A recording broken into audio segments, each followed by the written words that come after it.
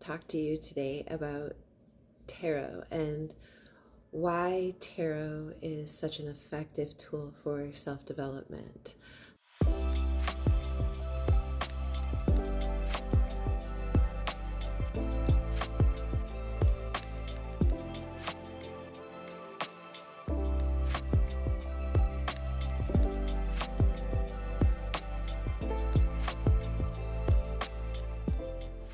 It's becoming very popular nowadays, and it's a tool that I've been using for about 25 years. And I've watched this great progression and community of people on the internet and YouTube grow. It's a loving and supportive group, and of course, like anything, it could be a little toxic. There's, you got to be careful who you're listening to, right? Be careful who you're inviting into your heart and your mind and your ears. But for the most part, it's a loving community of supportive people who want to overcome their shortcomings, who want to stop the cyclical patterns that they've been repeating in their lives, that want to grow and evolve and mature as people. And something that the tarot does beautifully is walks us through scenarios of life and gives us perspective. What it is a story, right? I am the reader, you are the querent. The querent comes because the querent has a question. You could be the reader and the querent if you're reading your own cards. I would suggest to anyone that if you're going to do that, take it yourself with a grain of salt until you become adept at reading others, because it's very easy to read things the way we would like to see them, which becomes even more problematic than trying to decipher it without these utensils.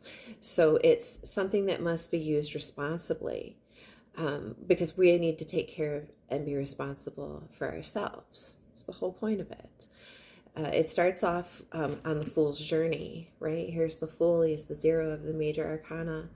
And he goes along a path. If you see, he's about to step off. And he starts along the path and he meets a magician. And then he meets a high priestess. And then he meets an empress. And on and on and on until he gets to the very end, where he comes to the last judgment, right? We have to kind of like look over all of the stuff that we've learned along the way. And when it's been deemed that we see how they like raise up out of their coffins, like the angels coming to call them up. And if we have learned the lessons of the situation, of the teaching, of the cycle, then we get to start a whole new world, right? Everything changes. And this is very allegorical and metaphorical for every scenario that a human being can, will, and might encounter. And then you've got the minor, these are the elementals, the sections. So if the majors are the major arcana, the things that we all go through that are huge, impactful, long-term situations, the minor arcana might be like everyday living, right? The things that we encounter on the regular, and then also the characters that we might see, become, embody, okay? And every time it's laid out, there's a specific spot for each card to set. So we shuffle the cards, and the first spot, say there's many ways to do it, but so the first spot is the past. So what happened in the past? We'll just randomly grab one out of cards. Nine of Cups, we got a wish. In the past, something happened that granted a wish that allowed what is happening in the present. So let's see what's happening in the present. Ooh. Seven of Swords. So something happened that made us very happy, but it could also be indulgence, right?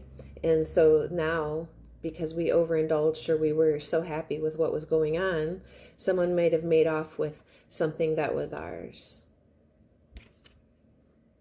I'm feeling wands. I'm just randomly, I have them sectioned by elements. I'm just randomly grabbing some. So the future is a communication about this. quick moving messages, fast, probably maybe through some kind of tech script, like email, text, social media messaging, okay? Could be a letter in the mail, but generally, or something a passerby says, but generally, and what's really interesting is you guys saw me pick these out, and we got 7, 8, 9 here, right? Maybe it took us back a little bit, and we have to move forward. We will be able to move forward. We go from the 7, or the 9 was depleted, to the 7, but then we get the 8, which allows us to move forward again. So we could talk about these 3 cards for hours. I could dissect these 3 cards for you for hours, and we would dig deeper and deeper into the subconscious, the subliminal, the underlying themes of the situation that we asked about, and it would help us to resolve it within ourselves and grow. So there's been many divination tools throughout time. People have been divining probably before time existed, and it might have been a means that allowed for the calculations of time to occur, because we started to pay attention to the patterns. We started to understand what was seasonal and what was affective, right? Even today we have seasonal affective disorder. We're sad, especially like I'm in Michigan right now. It's a cloudy day in November. I call it, like, these days are like 10 o'clock in the morning all day. It never gets past 10 o'clock in the morning on a rainy day, and you just lights out by 5. Suck, right? So we start to get sad. We get our vitamin D depleted. Scientifically, it's documented and proven that this time of year in these types of environments, there high rates of depression occur. And lethargy, because we're just so like unmotivated and drained from this. And that is something that people who were living without the conveniences and comforts of indoor modern electricity and living paid very close attention to. They paid attention to how they felt, and they paid attention to what changed that feeling, what caused that feeling, how that evolved through. And if that was seasonal, if that was daily, then they noted that. And then they might say, well, right now is the time for sleeping, right now is the time for rest, right now might be the time for gathering all of your heart. Actually, which time it is right now is gathering all that's left of the harvest of the season, packing it all away, getting everything situated for the long winter's night, to bed down and to take a rest, right? And we have to be responsible for all of those things.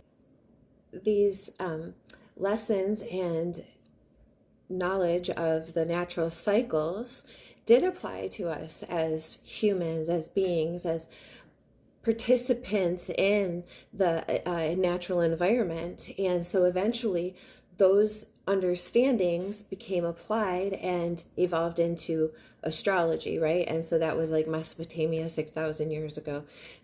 Astrology was actually used for political things, like and so like growing, expanding, royal marriages, things like that. Like average everyday human did not get their chart done, right? It was something royal, all right? And so those began to evolve, and we got to know ourselves more and more and more and more, and eventually that became astrology. So there was the Kabbalah and under the mystical teachings and understandings of this divination system from ancient Hebrew texts, right? And then there was also Egyptian understanding.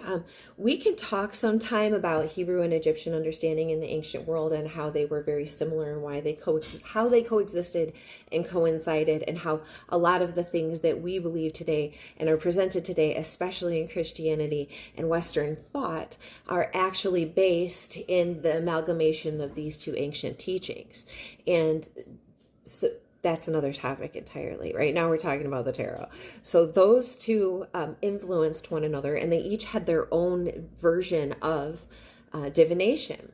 And back in the day, okay, so we could talk about this too. There was like card games where people would go around and they would play these cards, and the cards were both a game and also supposed to be like predictive, like divination tools. So now we have 3 sources of divination material. The late 19th century, early 20th century, there was a organization called the Order of the Golden Dawn. And a lot of these people were super uber high profile. We can talk about those guys too one day. But they took all of these divination systems and a few more, so astrology, ancient Egyptian, ancient Hebrew, Kabbalah, and this card game, and they took them all and they put them together into what we now know today as the tarot. And in this organization, it was encouraged for each of the members to develop their own tarot deck. So it incorporates the symbolism of the Kabbalah, of the Tree of Life teachings. It incorporates the teachings of Thoth and Horus and Mat. And it also incorporates the elemental symbolism of the natural cycles. And then we also see astrology. I knew I was missing one. I'm going to get ahead of myself. So all of those came together and were turned into the story of the fool who goes on this journey, and he meets all of these people, and each of these people has an astrological association. Let's just pick one, pull one out. We get Justice. Justice is interesting. So we get Justice. Justice is Libra. Do you see it? The weighted scales, air, cardinal air, mental. So air is the mental aspect. Libra is the cardinal astrological zodiac of cardinal air, and it represents like the balance of truth and justice, right? And so it's number 11. And why I say that this is interesting is because I mean it's like 11, right? In some decks it's number 8, and number 8 in this deck, this is Leo strength. That other deck is actually called the Thoth Tarot by a man named Aleister Crowley, who was also a member of the Hermetic Order of the Golden Dawn, and his tarot deck was considered so controversial that it got finished in the 1920s but didn't get published until the 1970s, and it still got a little bit of a stigma. I do own that deck. Very, very interesting. We can talk about that at another time, because I think that in and of itself is kind of enough for its own topic. But what I'm showing you right now is the Rider-Waite-Smith deck, okay? And it's the standard that all the other decks are emulating, I guess, coming from all of the different symbols that are used on the Rider-Waite deck. We take those and we make those into our own tarot, which I encourage everyone to do. I have made a tarot deck. I think everyone should. And then so we've got elementals: earth, coins, air, swords, water, cups, fire, wands. So fire, all 3 signs: Aries, Leo, Sagittarius. Here's our personalities in the back, right? Creative, passionate, quick-witted, move, go, drive, desire, okay? Water, Cancer, Scorpio, Pisces. Got some, here's the characters for water, and all of the emotional things that we might go through: the giving, the sharing, the loving, the caring, you know, the confusion, the weight of it, like all of those things, our wishes, right? Swords, Gemini, Libra, Aquarius, the mental realm, indecision, heartbreak comes from the mind, healing and rest, all of these things that we learn and we go through and the logical thinking, the messages, the communicators, right? That's all things that happen in the mental realm. And that's air, that's swords. And then pentacles, Gemini, Taurus, Virgo, Capricorn.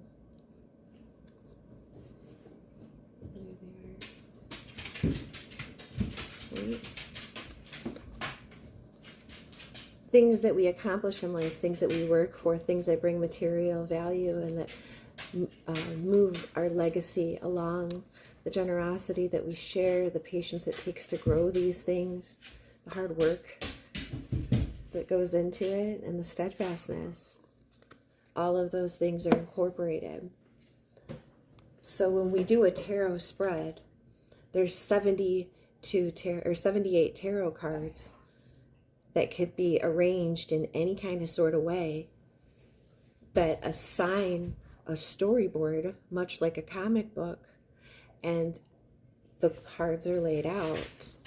The querent, in my readings, I don't ask the question. You ask your question. Your question isn't for me. And I am going to read these cards, and I don't want to be swayed by your desired outcome. So you think of it. I shuffle them, lay them out, read them to you, and it will apply. I promise you. I promise you. I've been doing tarot readings for so long, and I've done them for strangers, for friends, for myself. I've done them for world events. I am constantly amazed by how connected we are to this system, how elegant and sophisticated and well thought out it is. So I encourage the use of tarot. I encourage everyone to pick up a deck and try it out. Ask it a question. Please don't judge yourself.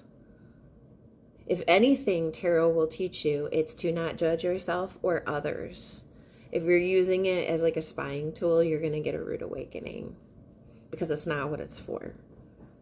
And the universe will show you. We'll show you. So anyways, that's a little bit of a synopsis on why tarot is important and effective. And it does interlace and incorporate into all of the other work that I do because I'm studying ancient symbolism, studying ancient cycles, natural cycles presently, right? I'm studying us. I'm kind of looking at everything and trying to interpret what we know now in relation to what they were trying to show us and keep an open and objective mind, right? And function and move through it. And we all know like life is full of bumps and crazy things that we don't want to happen or we need to resolve, or things that we call them tower moments. There's a card called the Tower, and it's about like basically being up in a high tower and it falling down, like all of this that we've worked to build on. There's like this surprise lightning strikes the tower and it comes down, and now suddenly we have to start all over again. How many times have we experienced that? You know, whether it be like really totally like life altering, everything's gone, or maybe it's like I worked on this project forever and put all this heart and hope and thing into it, and it didn't make it. Something pulled the rug out from underneath of it. You know what I mean? It happens. And how do we resolve that? Why does that happen? Maybe it was built on a faulty foundation. Maybe we didn't have enough facts. Maybe there's something better coming our way.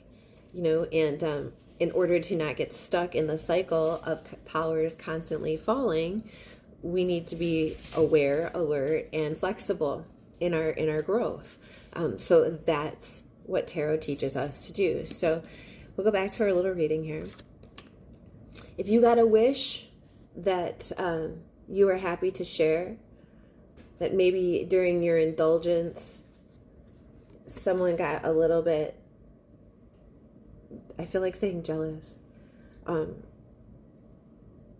kind of made off with some thoughts, some work, some things that weren't theirs. See how he's like taking them?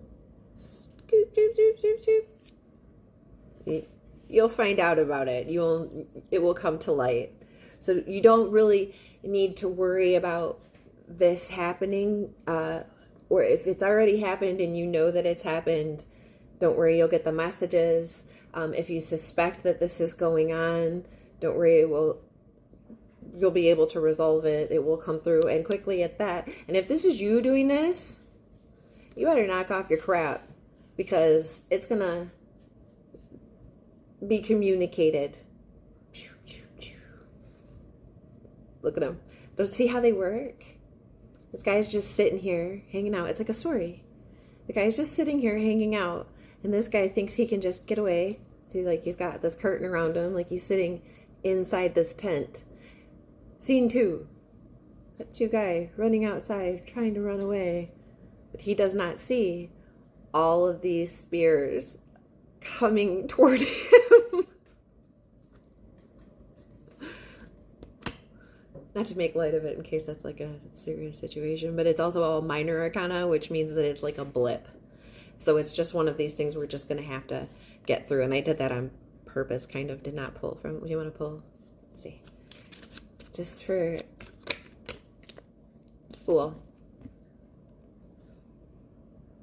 So don't be stupid. Don't take any unnecessary risks. Go ahead and live your life, have your adventure, but do it wisely. Watch where you're stepping. And if someone comes in and gives you a little message from your little friend, take heed. Don't go walking off a cliff. Okay? So I hope that you will enjoy tarot. I do tarot readings. If you'd like to get a hold of me, just PM me on Facebook or Messenger. I do sell tarot decks that I've made and developed my own, and oracle decks if you'd like to know more about this. Keep an eye on the channel, because I'm going to be incorporating some more of this type of work into it, like I said, at a quiet, relaxed pace. All right? So no box. Don't put me in there. We'll be talking to you soon, and I hope that all of you have a wonderful, beautiful, loving day. Talk to you soon.